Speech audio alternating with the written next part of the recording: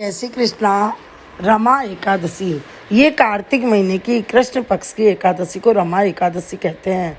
इसका व्रत उपवास करने से मनुष्य के सब पाप नष्ट हो जाते हैं और सब मनोकामना पूर्ण होती है। इसकी कथा इस प्रकार है। धर्मराज युधिष्ठिर बोले, हे भगवान, अब आप मुझे कार्तिक महीने के कृष्ण पक्ष की एकादशी की कथा सुनाइए। इस एकादशी का क्या नाम है तथा इससे कौन सा फल मिलता है। श्री कृष्ण भगवान बोले कि हे राजेश्वर, कार्तिक महीने की कृष्ण पक्ष की एकादशी का नाम रमा है। इसके व्रत से समस्त पाप नष्ट हो जाते हैं। इसकी कथा इस प्रकार है। प्राचीन काल में मुचुकुंद नाम का एक राजा राज्य करता था। उसके इंद्र, वरुण, कुबेर, विभीषण आदि मित्र थे। ये सत्यवादी और विष्णु भक्त था।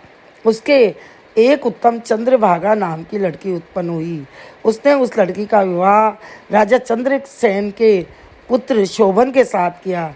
एक समय जबकि वह अपने ससुराल में था, एक एकादशी पड़ी।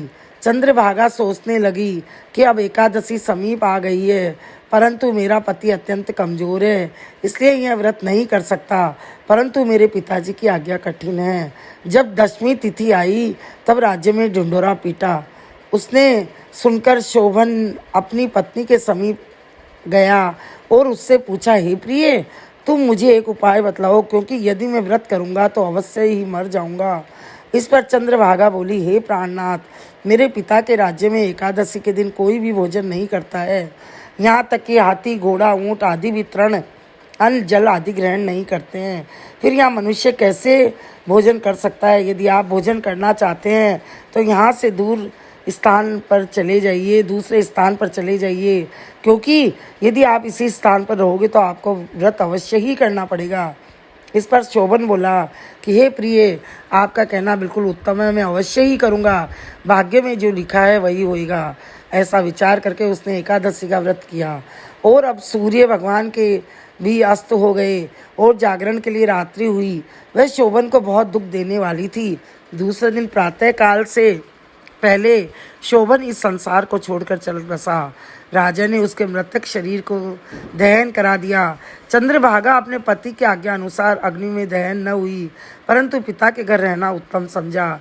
रमा एकादशी के व्रत के प्रभाव से उसे मंदराचल पर्वत पर धन्य धान्य से युक्त तथा शत्रुओं से रहित एक उत्तम नगर प्राप्त हुआ। एक समय मुचुकुंद नगर में रहने वाला एक सोम शर्मा नामक का ब्राह्मण तीर्थ यात्रा के लिए निकला। उसने घूमते घूमते उसको देखा। उस ब्राह्मण ने उसको अपना राजा का जवाई जानकर उसके निकट गया। राजा शोभन ब्राह्मण को देखकर आसन से उठ खड़ा हुआ और अपने ससुर तथा स्त्री चंद्रभागा की कुशलता को पूछने लगा। सोम शर्मा ब्राह्मण बोला कि हे राजन, हमारे राजा कुशल हैं और आपकी पत्नी चंद्रभागा भी कुशल है। अब आप अपना वृत्तांत बतलाइए। मुझे यह बड़ा आश्चर्य है कि ऐसा विचित्र और सुंदर नगर आपको किस प्रकार प्राप्त हुआ। शोभन बोला कि हे ब्राह्मण, यह सब कार्तिक महीने के कृष्ण पक्ष के रमा एकादशी के व्रत के प्रभाव से है। इसी से मुझे यह अनुपम नगर प्राप्त हुआ है, परंतु यह अध्रुव है। इस पर ब्राह्मण बोला कि हे राजन, यह अध्रुव क्यों है और ध्रुव किस प्रकार हो सकता है, सो आप मुझे समझाइए। मैं आपके कहे अनुसार ही करूँगा। आप इसमें किंचित मात्र भी झूठ ना समझे। शोभन बोला कि हे ब्राह्मण, मैंने श्रद्धापूर्वक व्रत किया था, उसके प्रभाव से मुझे यह नगर प्राप्त हुआ है। इस वृत्तांत को राजा मुचुकुंद की पुत्री चंद्रभागा से कहोगे तो वह इसको ध्रुव बना सकती है। ब्राह्मण ने वहां आकर चंद्रभागा से समस्त वृत्तांत कहा। इस पर राजकन्या चंद्रभागा बोली कि हे ब्राह्मण, आप मुझे उस नगर में ले चलिए। मैं अपने पति को देखना चाहती हूँ। मैं अपने व्रत के प्रभाव से उस नगर को ध्रुव बना लूँगी।